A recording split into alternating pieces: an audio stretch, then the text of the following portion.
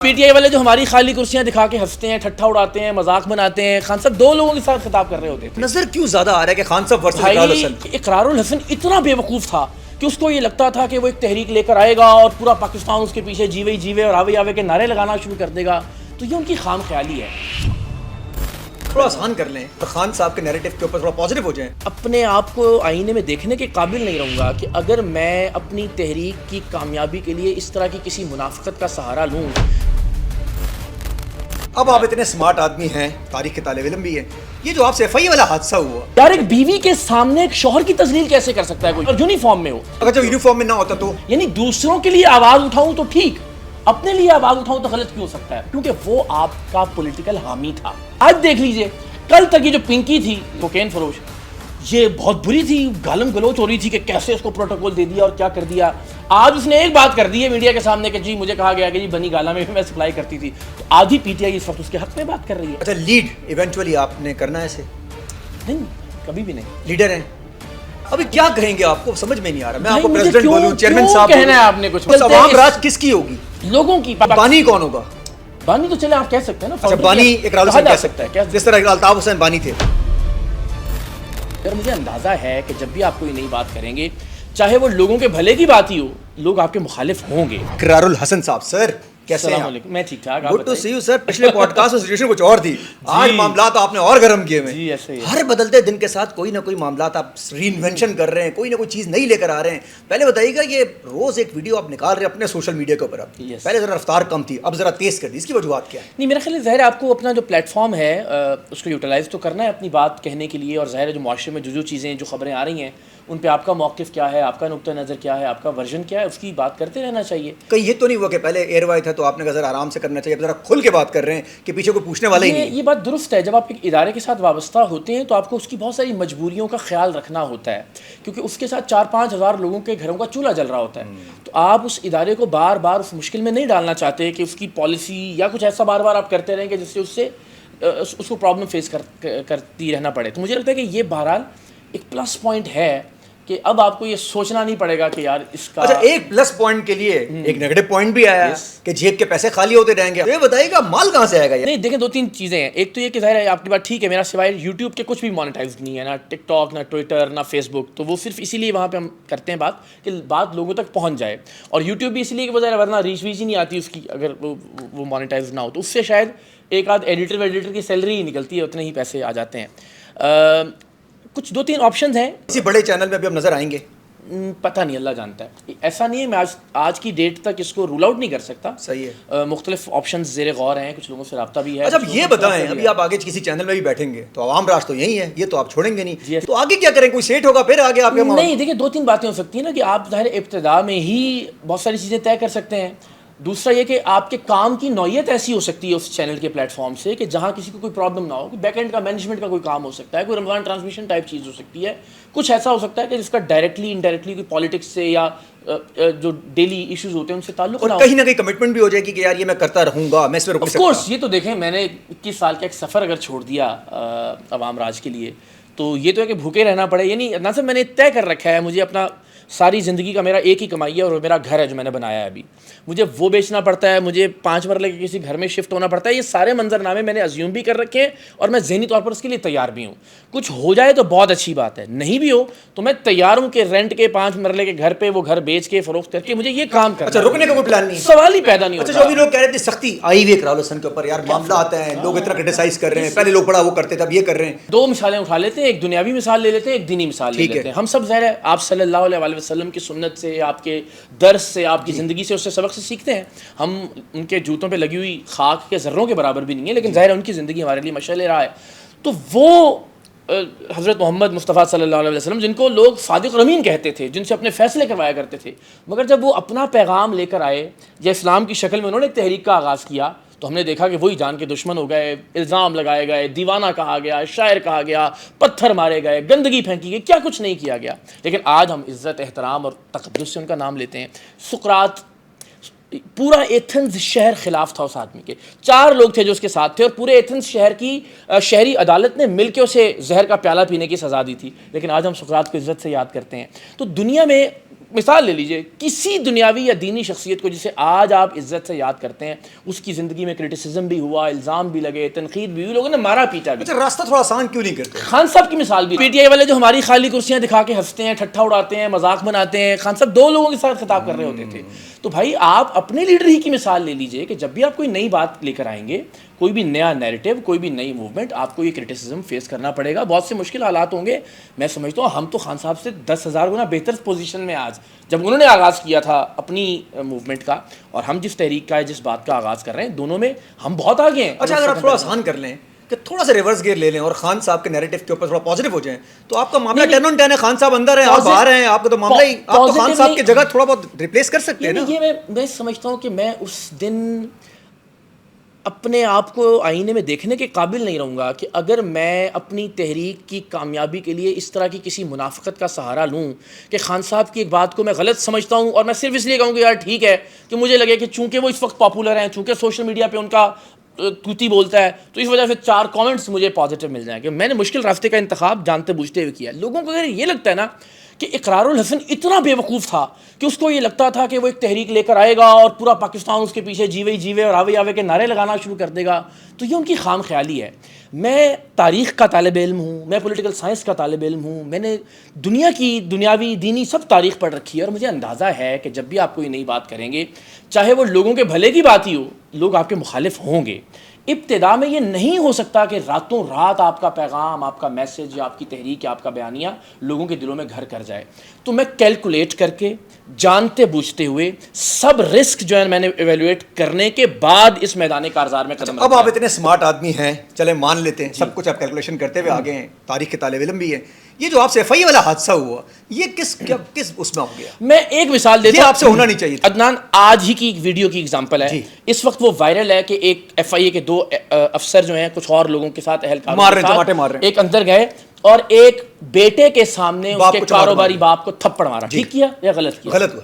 انہوں نے آگے سے ہاتھ اٹھایا, انہوں نے ٹھیک کیا غلط کیا, وہ بھی پھر لڑے نا سارے لوگ, انہوں نے ہر ہاتھ نہیں اٹھایا لیکن تم بتاؤ ہوا نا, اس کو جسٹیفائی کرتے ہیں آپ. بالکل ایک بیٹے کے سامنے جب نہیں مارنا چاہیے یار, ایک بیوی کے سامنے ایک شوہر کی تذلیل کیسے کر سکتا ہے کوئی یونیفارم کا آفیسر؟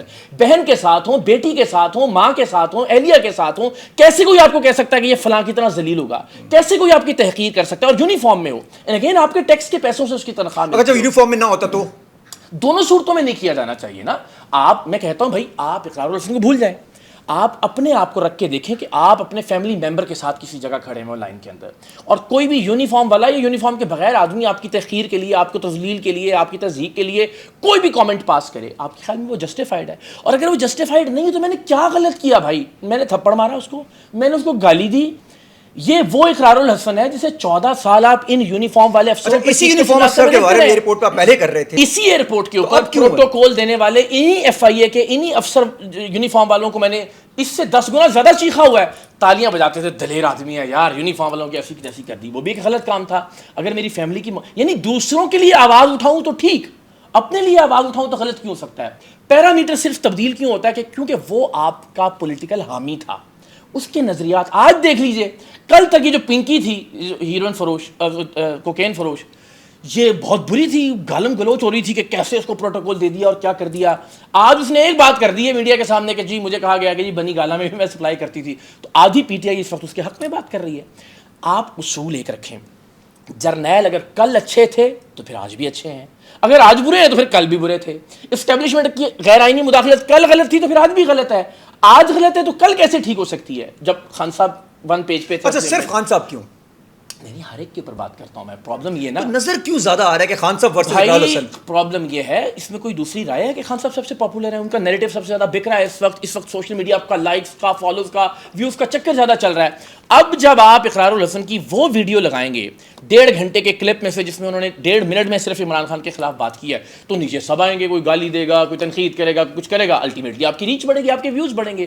تو پی ٹی آئی والے بدقسمتی سے وہ 1.5-2 گھنٹے کے کلپ میں سے وہ 1.5-2 منٹ کا کلپ نکالیں گے, اور نکالتے ہیں. میں آپ کہیں ہم ایویلویٹ کرنا شروع کر دیتے ہیں کہ میں نے پچھلے فار ایگزامپل اگر 20 پوڈ کاسٹ یا انٹرویوز دیے ہیں, اس میں نے کتنے منٹ سب کی بات کی ہے اور کتنے منٹ میں نے خان صاحب کی بات کی ہے. حلفاً میری جو پریس کانفرنسز رہیں مین سٹریم چینلز کے ڈیجیٹل میڈیا نے میں جہاں جہاں کہہ رہا ہوں نا عمران خان، نواز شریف صاحب اور زرداری صاحب کی پارٹی، وہ عمران خان لگا رہا ہے، پھر عمران خان لگا رہا ہے، پھر اگلے جملے کا عمران خان لگا رہا ہے. وہ نواز شریف اور زرداری لگا ہی نہیں رہا، وہ پورا نواز شریف اور زرداری کو ایڈٹ کر رہا ہے. تو اب میں اس کو کیسے ڈیفینڈ کر سکتا ہوں میں؟ اور خیر اس کی ایک اور وجہ بھی ہے کہ آف کورس اگر آپ یہ مان بھی لیں کہ خان صاحب پر کرٹیسزم زیادہ ہوتا ہے تو بھائی 70-80% آدمی مستقل خان صاحب کی بات کر رہا ہے نا. وہ آئے گا تو یہ کر دے گا، وہ تو یہ نہیں کرتا تھا، وہ ہوتا تو جنگ ہی نہ ہوتی. آپ کہہ رہے 70-80% لوگ خان صاحب کی بات کر رہے ہیں، تو 80% لوگ تو خان صاحب کے پھر ہو گئے، تو اب پھر تو لوگ ٹھیک ہے نا بھائی. یہی 80% جو خان صاحب کے ساتھ کل تھے وہ باجوہ کو ابو کہتے تھے، یہی اسٹیبلشمنٹ کو کہتے تھے کہ جناب کیا بات ہے، جرنیلوں کے خلاف بولنے والا غدار ہوتا ہے. تو کیا کل والی بات ان کی ٹھیک مانے یا آج والی ٹھیک مانے؟ آپ اس 80% کی رائے کا احترام ضرور کریں گے کہ یار یہ 80% خان کو ووٹ دیتے ہیں یا دیا ہے. 2024 کا الیکشن عمران خان کا تھا، عمران خان کو وہ مینڈیٹ ملنا چاہیے تھا. آج بھی میں کہتا ہوں عمران خان کو وہ مینڈیٹ ملنا چاہیے. اس 80% لوگ کا احترام ہمارے اپنے لوگ ہیں، اپنے ساتھ جوڑ لیں.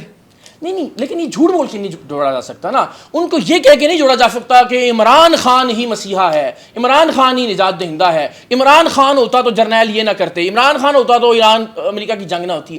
انہیں بار بار آپ کو یہ ریمائنڈ کرواتے رہنا پڑے گا اس شخصیت پرستی سے باہر نکلیں. اگر میں بھی ان کے ساتھ اس شخصیت پرستی میں مبتلا ہو گیا صرف اس لالچ کی وجہ سے کہ یار یہ لوگ چار کل جو ہے نا میرے ساتھ آ جائیں گے اور یا میرے لیے سافٹ کارنر ہو جائے گا، تو پھر مجھ سے بڑا منافق کون ہوگا؟ تو میں سمجھتا ہوں کہ جو غلط بات ہے اس کو غلط کہتے رہنا چاہیے اس بنیاد پر کہ یار یہ کرٹیسزم کم ہو جائے گا یا یہ چار لوگ میری حمایت میں آ جائیں گے. اگر میں غلط کو غلط نہ کہوں، شخصیت پرستی کو برا نہ کہوں، موروثیت کو برا نہ کہوں، تو میں سمجھتا ہوں کہ پھر میں اپنے کاز کے ساتھ انصاف نہیں کر رہا. اچھا لیڈ ایونچولی آپ نے کرنا ہے ایسے؟ نہیں کبھی بھی نہیں. لیڈر ہیں ابھی کیا کہیں گے؟ آپ کو سمجھ میں نہیں آ رہا. میں آپ کو پریزیڈنٹ بولوں، چیئرمین صاحب کہنا ہے آپ نے کچھ نہیں تو پھر پارٹی لیڈر ہم کیوں نہیں نکلتے؟ عوام راج کس کی ہوگی؟ لوگوں کی، پاکستان کے عام انسانوں کی. تو بانی کون ہوگا؟ بانی تو چلے آپ کہہ سکتے ہیں نا. اچھا بانی اقرار حسین کہہ سکتا ہے جس طرح الطاف حسین بانی تھے. ہاں لیکن الطاف حسین صاحب کا تو ایک فیصلے کے اندر کردار تھا نا. میں تو یار سوچیں آپ بانی ہوں گے، میں پرائم منسٹر اگر لوگوں میں سے بنا دیا تو آپ کو مطلب بات تو میں آپ ہی کو بتاؤں گا نا سر یہ کرنا ہے کیا. نہیں اس میں جو میں ایسے کیسے ہو سکتا ہے یار؟ میں عدنان اس کو صرف سمجھ لیجیے آپ. جی ہم ایک پورا AI based artificial intelligence based solution بنا رہے ہیں کہ جس میں جو آدمی ممبر بنے گا اس کے بعد اس کی ایک ایک کارکردگی نوٹ ہو رہی ہے. جیسے آپ کا میرا فون جو ہے وہ کتنے قدم آج ہم چلے ہیں، کتنی کیلریز برن کی ہیں، کتنے سٹیپس اور کتنی سٹیئرز چڑھی ہیں، وہ سب کاؤنٹ کر رہا ہوتا ہے نا. آپ نے کتنے ممبر بنائے، کتنے ممبرشپ کیمپس لگائے، کتنی ڈور ٹو ڈور کیمپین کی، کتنی ٹویٹس کی عوام راج کے لیے، کتنے کامنٹس کیے، آپ نے کتنے جلسوں جلوسوں کنونشن یا سیمینار میں شرکت کی. ایک ایک چیز جو ہے وہ بلاول بھٹو کے بارے میں آپ نے کہہ دیا کہ جی وہ انہوں نے شازیہ مری سے اپنی پارٹی کے عہدیدار سے کچھ کہہ دیا. آپ کہہ رہے ہیں اس میں فرعونیت ہے، یہ ہے وہ نہیں ہے، تو ان کی مرضی. آپ تو کچھ بھی کریں یار، وہ کہہ رہے ہیں تھوڑی دیر بعد کھانا کھا رہے تھے وہ لوگ. یہی تو زیادتی ہے. آپشن کیا ہے میری بہن شازیہ مری صاحبہ کے پاس؟ وہ کہہ رہے میں خوش ہوں وہاں پہ. میں کہہ رہا ہوں آپشن کیا ہے. چھوڑ سکتی ہیں کہ پاکستان پیپلز پارٹی جس سے ان کے مفادات وابستہ ہیں، جن سے ان کے عہدے وابستہ ہیں، کیا یہ ممکن ہے کہ بلاول بھٹو کے ساتھ کے خلاف باہر آ کے وہ پریس کانفرنس میں کہیں کہ انہوں نے بڑی زیادتی کی، ناانصافی کی، مجھے تکلیف پہنچی ان کے اس لہجے سے، اور اس کے بعد بھی وہ پیپلز پارٹی میں رہیں یا پیپلز پارٹی میں پروگریس کر سکیں؟ ممکن ہے؟ امکان ہی نہیں ہے اس بات کا. یہ جو پرائیویٹ لمیٹڈ کمپنیاں بن گئی ہیں نا، پارٹیاں یا دکانیں بن گئی ہیں، ایک دکان ہے عمران خان کی، ایک دکان ہے نواز شریف صاحب کی، ایک دکان ہے بلاول بھٹو صاحب کی یا زرداری فیملی کی. ان دکانوں کو ختم کر کے آپ کو اور مجھے ادارے بنانے ہیں. جب ادارے بن جائیں گے، بار بار ایک پوچھتا ہوں، میں کہتا ہوں جی PTI کس کی جماعت ہے؟ سارے کہتے ہیں جی عمران خان کی. میں کہتا ہوں جی نون لیگ کس کی جماعت ہے؟ سب کہتے ہیں جی نواز شریف صاحب کی. میں کہتا ہوں پیپلز پارٹی کس کی جماعت ہے؟ وہ کہتے ہیں جی زرداری صاحب کی. بلاول صاحب کی. میں کہتا ہوں جماعت اسلامی کس کی جماعت ہے؟ لوگ کہتے ہیں ورکرز کی، کارکنان کی. اسی طرح عوام راج. جماعت اسلامی کو بہتر آپ سمجھتے ہیں کہ بہت بہتر سمجھتا ہوں. پاکستان کی کوئی ہو سکتا ہے کولیبریشن آپ لوگ کیوں نہیں ہو سکتا، لیکن یہ تو فیصلہ عوام راج تحریک کے جو الیکٹڈ لوگ ہوں گے، الیکٹڈ لیڈرز ہوں گے. یار مجھے بس یہ والا کانسیپٹ سمجھ نہیں آ رہا کہ بانی کے بغیر وہ ہلیں گے کیسے؟ نہیں ضرور ہلیں گے. بانی بہت سارے اگلے کام کرنے چلا جائے گا. میں تو جہاں حلف دے رہا ہوں عدنان، میں یہ کہہ رہا ہوں کہ نہ میں کوئی عہدہ لوں گا، نہ مانگوں گا، نہ کسی کے کہنے پر قبول کروں گا، نہ کسی عہدے کا امیدوار ہوں گا، نہ کوئی الیکشن لڑوں گا، نہ فیصلے کا کوئی اختیار اپنے پاس رکھوں گا.